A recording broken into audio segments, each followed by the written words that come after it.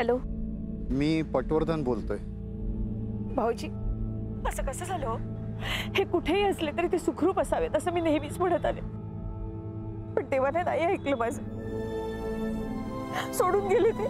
वहिनी प्लीज सावरा स्वतःला. मी येते तिथे. मी तुम्हाला तेच सांगण्यासाठी फोन केला होता. म्हणजे तुम्ही इकडे नाही आलात तर फार बरं होईल. भाऊजी असं कसं म्हणताय तुम्ही? अहो मी त्यांना पाहिलं सुद्धा नाहीये शेवटचं. तुमचं दुःख मला कळतंय, पण इकडे आल्यावर पुन्हा तोच विषय निघणार, तुमच्यावरती आरोप होणार आणि तसंही राणीने तुमच्या भावांवरती संशय घेतलाय. हो भाऊजी, पण तुम्हाला माहिती आहे ना माझ्या भावांनी काही केलेलं नाहीये. तुमचा विश्वास आहे ना भाऊजी? परिस्थिती खरंच खूप कठीण आहे. धनंजयचा खून झाला हे पोलिसांच्या लक्षात आलं आणि नेमकी त्याच वेळी तुमच्या भावाने नोकरी सोडली होती. त्यामुळे पोलिसांचा त्यांच्यावर संशय येणार ना. चौकशी सुद्धा केली त्यांनी. काय? अजय ठाकूर आले होते, माझ्या भावांबद्दल विचारत होते. आता काही झालं तरी तुमच्या भावाने लवकरात लवकर इथे येणं महत्वाचं आहे, नाहीतर वहिनी तुमच्यावर संशय येईल.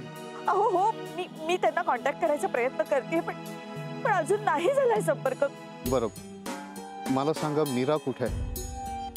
नाही, मी तिला कॉल करतोय पण कॉल लागत नाहीये. हो ना, मी सुद्धा तिला संपर्क करायचा प्रयत्न करते, पण तिचा फोनच लागत नाही. तिला धनंजय बद्दल लवकरात लवकर कळायला हवं. मी कॉल करतो तिला, पुन्हा प्रयत्न करतो. वहिनी काळजी घ्या स्वतःची.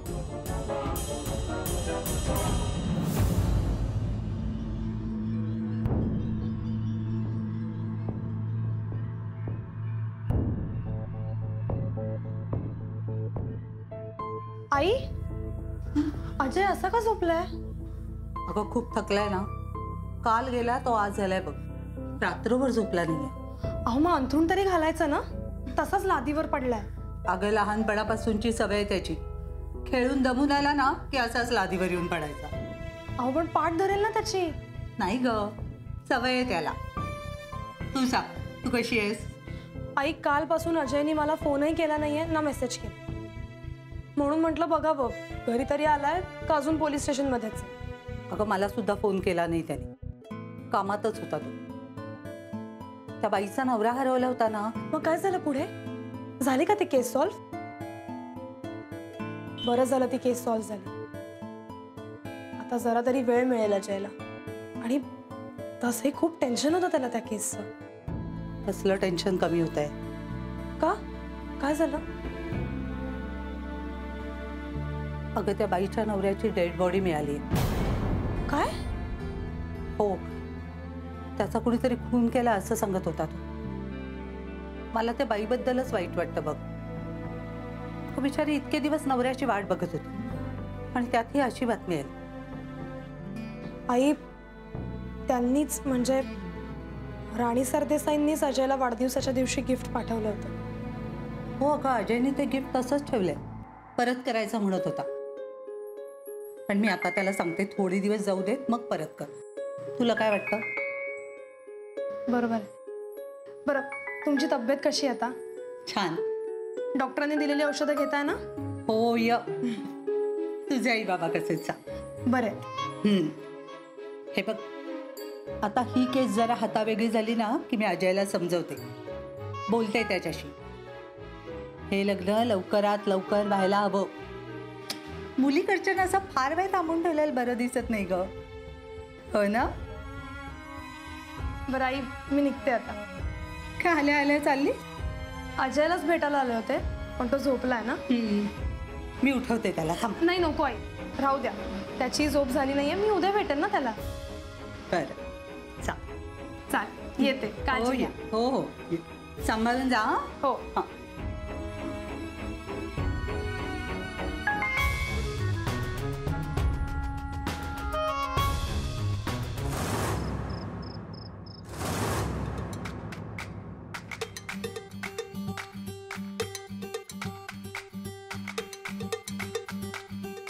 राणी,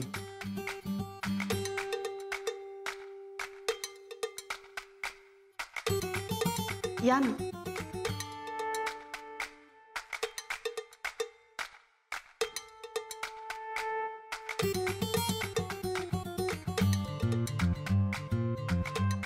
राणी, मी येतो.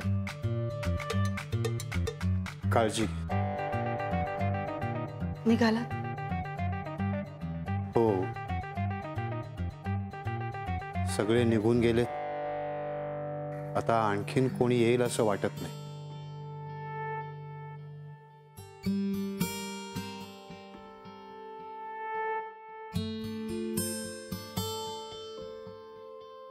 धनंजय गेला यावर अजून विश्वासच बसत नाही.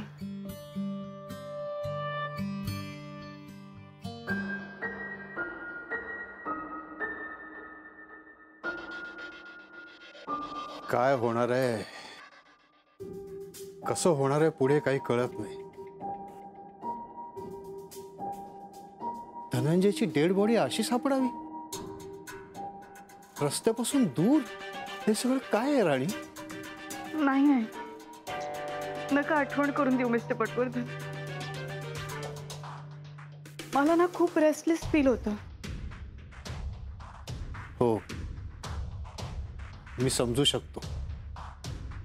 मलाही जेव्हापासून समजलंय ना, ते मनच लागत नाहीये. मिस्टर पटवर्धन, तुम्ही प्लीज आठवून बघा ना. धनंजय गेला त्याच्या आदल्या दिवशी काय बोलणं झालं होतं तुमच्यात? आदल्या दिवशी किंवा 1-2 दिवस आधी प्लीज आठवा ना. विशेष असं काही नाही. धनंजय असा अचानक नाहीसा होईल असं कुणाला वाटलंच नव्हतं. आणि कारणच कळत नाहीये. खरंच अपघात झालाय का कोणी मारून टाकलंय त्याला? कुणाचं काय वाईट केलं हो त्याने? नाही राणी, धनंजयला असं कोणी शत्रूही नव्हता. पण एक सांगतो राणी, आपल्या कंपनीची सगळी कामं ठप्प पडली. थकबाकी वाढत चालली. रेट ऑफ इंटरेस्टही वाढत चाललाय. जो कस्टमर राहिलेली इन्स्टॉलमेंट्स देणार होता तो सुद्धा आता बुकिंग अमाऊंट परत मागायला लागलाय. सगळीकडून कोंडी झाली आहे. सुखाचे दिवस असले की सगळे असतात. आता धनंजय नाहीये तर सगळे व्यवहार बघणारच. सेल्फिश असतात तो सगळे. नाही राणी, त्यांची चूक नाहीये ना. पैशाचा प्रश्न आहे. लोक तरी किती दिवस वाट बघणार? आणि कितीही केलं तरी पैशाचं सोंग नाही घेता येत. माझे सुद्धा पेशन्स आता संपत चालले. मग काय करूया? तुम्ही या व्यवसायात अनुभवी आहात, तुम्हीच सांगा. कंपनी विकून टाकूया असं तुम्हीच म्हणाला होता ना. ते 50-50% शेअर काहीतरी. राणी, पण अगं इतक्या कष्टानं उभी केलेली कंपनी विकून टाकायची? तुम्हीच म्हणाला होता ना. हो, पण असं केलं तर ते चुकीचं होईल. आणि आत्ता व्हॅल्युएशन केलं तर आपल्या कंपनीलाच नुकसान होईल. किती नुकसान आहे? साधारण 100-1 कोटी. पण 600 कोटी मिळतील ना. म्हणजे असं नको व्हायला की आपण आणखी थांबलो आणि आणखी व्हॅल्युएशन खाली आलं.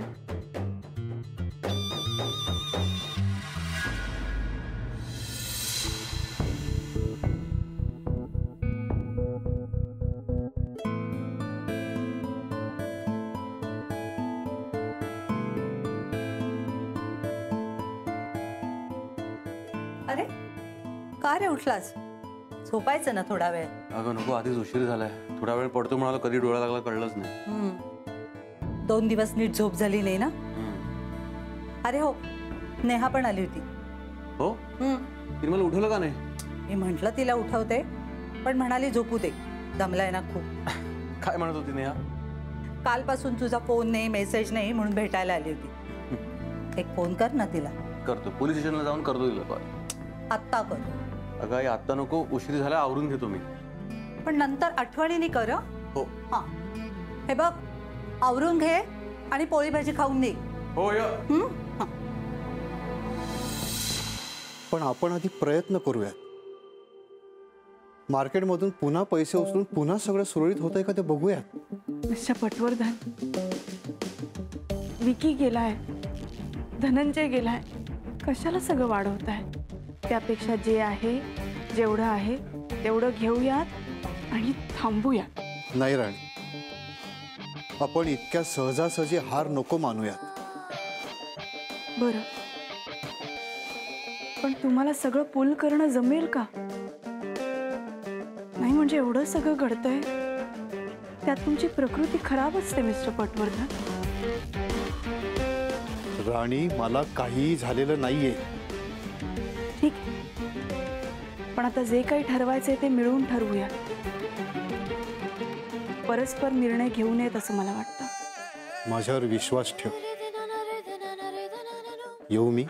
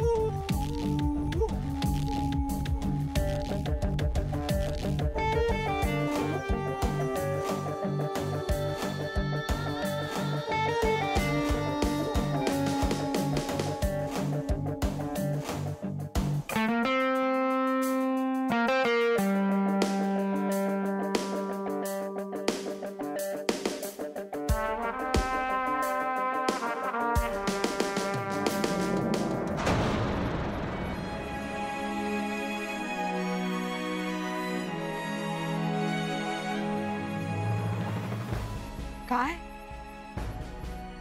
मला जरा बोलायचंय तुझ्याशी. मला असं वाटतंय आपण आजच अजयला भेटून घेऊया. अजयला अचानक? हो, अजून किती दिवस विषय पुढे ढकलायचा आहे? आपण काही विचारत नाही आणि अजय काही बोलत नाही. हे बघ, त्याच्या आईला जरी सांगितलं ना तरी तो त्यांचं काही ऐकेलचं मला वाटत नाही. आणि हे सगळं जर असंच राहिलं ना तर पुढे सगळंच कठीण दिसतंय मला. मम्मा, पण आत्ताच भेटायला हवंय का? किती दिवस थांबणार होत आपण? पण आता लोक आम्हाला विचारायला लागलेत. कुठल्याही फॅमिली फंक्शनला गेलो ना तरी तिथे तुझ्या लग्नाचा विषय निघतो. परवा लग्नाला गेलो तो तिथे तर 2 स्थळं आली होती तुझ्यासाठी चांगली. मम्मा प्लीज. हे बघ, अजय ऐकणारच नसेल ना तर तो शेवटचा पर्याय दिसतोय मला डोळ्यासमोर. म्हणून आज सविस्तर सगळं बोलायचंय त्याच्याशी. पण मम्मा, मी तुला सांगितलं ना, सध्या त्याच्याकडे खूप महत्वाची केस आहे जी खूप कॉम्प्लिकेटेड आहे. त्यामुळे तो प्रचंड टेन्शन मध्ये. आणि त्यात तो हे सगळं बोलून त्याला आणखी. हे बघ नेहा, अशा केसेस त्याच्याकडे येतच राहणार. त्याचा जॉबच असा आहे की सतत काहीतरी घडत राहणार. पण म्हणून आपण थांबायचं का? हे बघ, ही केस सॉल्व्ह झाल्यावर सगळं आम्ही. अगं, ती केस सॉल्व्ह होईल तेव्हा होईल, त्याचा काही भरोसा आहे का? अगं, पण तो आता घरी नसेल. हे बघ, आपण एक काम करूया, आपण त्याला इकडेच बोलवून घेऊ. मी फोन करते. नको नेहा, तो घरी आला की कशी टाळाटाळ करतो पाहिलंयस ना? दिवाळीत आला होता तेव्हा काय झालं, त्यात हजारो कॉल्स येत असतात त्याचे. अजिबात. तो आता जिथे असेल तिथे जाऊन मला भेटायचंय त्याला. तो आता पोलीस स्टेशन मध्ये जाणार होता, मग आपण तिकडे जायचंय का आता? काय हरकत आहे? 2 मिनिटं तुझ्याकरता वेळ काढूच शकतो ना तो. हे बघ नेहा, मी ठरवलंय. तयार हो, आपण त्याला भेटून येऊया. चल आवर. मम्मा, काय ग, चल ना. ऐक ना, बोलताना प्लीज जरा काळजी घे. आधीच एकतर आईंच्या तब्येतीचं टेन्शन आहे त्याला, त्यात त्या केसचं टेन्शन. हे बघ नेहा, मला कळतंय मी काय करतेय.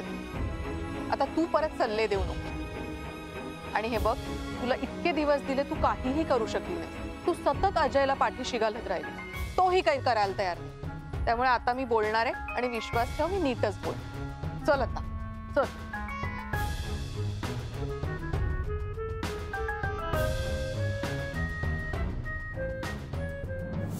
जा तुम्ही, होईल तुमचं काम.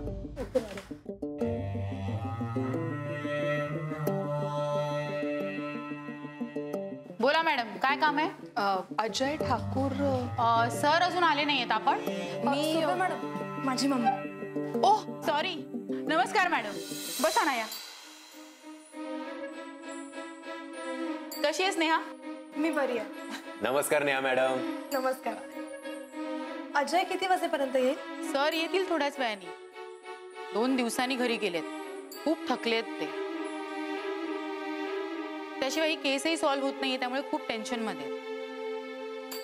आणि आज चक्क तू पोलीस स्टेशन मध्ये भेटायला आलीस? हा, ऍक्च्युली इथूनच जात होतो, म्हटलं अजयला भेटून जा. बरं. अरे नेहा, तू इथं पोलीस स्टेशन मध्ये?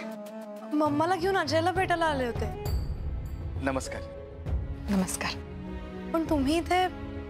माझी ट्रान्सफर झाली नाही का इथं? हो, पण अजय काही बोलला नाही. त्याला वेळ कुठं आहे इथं? पण बरं झालं तुम्ही त्याच्याबरोबर आहात, नाहीतर त्या दिवशीच्या प्रकारानंतर तर. बरं, तू उभी का? बस ना. सर येतीलच एवढ्यात. सर?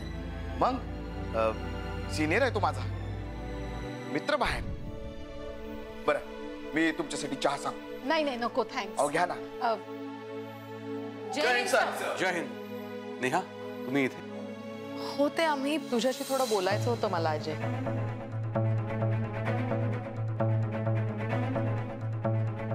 खरं तर घरीच बोलायचं होतं हे सगळं, पण तुझ्याकडे वेळच नाही अजिबात आमच्यासाठी.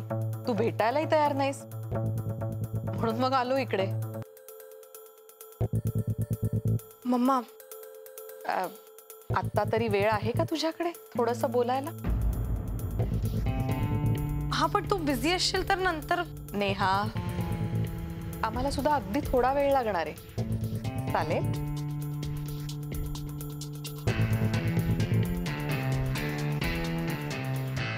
ठीक आहे.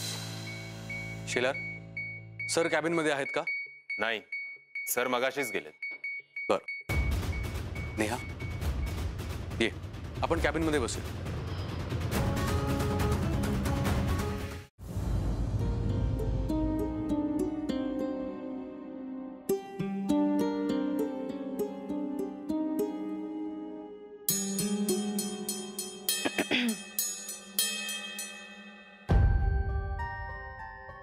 कशी आईची तब्येत? बरी आहे आई. डॉक्टर काय म्हणाले? चेकअप करून घ्यायला सांगितलंय. झाला चेकअप? नाही. तुला वेळ नसेल ना? म्हणजे इतकी सगळी कामं, तुला घरी लक्ष द्यायला सुद्धा धड वेळ नसतो. डॉक्टरची अपॉइंटमेंट घेतली आहे मम्मा. सगळ्या गोष्टी वेळेत झालेल्या बऱ्या असतात नेहा, नाही का? हो ना अजय? वाढदिवसाच्या दिवशी फोन करणार होते मी तुला, नेहा घरी परत आल्यावर, तुझी विचारपूस करण्यासाठी. विचारपूस? हो, त्या दिवशी हल्ला झाला ना तुझ्यावर, आणि तुझ्या बरोबर नेहा होती.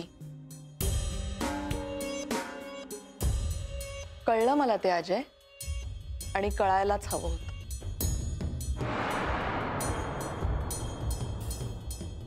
खूप खूप रिस्क असते रे तुम्हा लोकांच्या आयुष्यात. कधी काय होईल काही सांगता येत नाही. आणि सध्या तर तुझ्याकडे खूप मोठी आणि महत्वाची केस आहे असं ऐकलंय. हो. अजय, तुला काळजी घ्यायला हवी स्वतःची, आणि स्वतः बरोबर सोबत असणाऱ्या प्रत्येक माणसाची.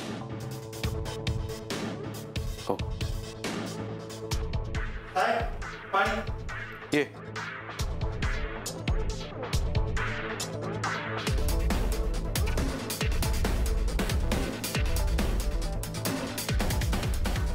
दिवाळीत घरी आला होतास तू, त्यानंतर आलाच नाहीस पुन्हा. येईन म्हणाला होतास खरा, पण एक महत्वाचं काम सुरू आहे, त्यामुळे येता नाही आलं. आम्हीही घरी येऊन गेलो तुझ्या. आई बोलली असेल ना? हो, मला कळलं. आईशी बोलणं झालं आमचं. काही बोलली का आई तुला? माझं आईशी बोलणं झालं होतं तेव्हा. हो, पण त्यावर तुझा काही रिप्लाय नाही. आम्हाला फोनही नाही केलास. मम्मा, माझ्याशी बोलणं झालं होतं तर. हो, पण तुमचं दोघांचं बोलणं झालंय हे आम्हाला नको का कळायला? हो ना अजय? लग्न कधी करायचं ठरवलंय?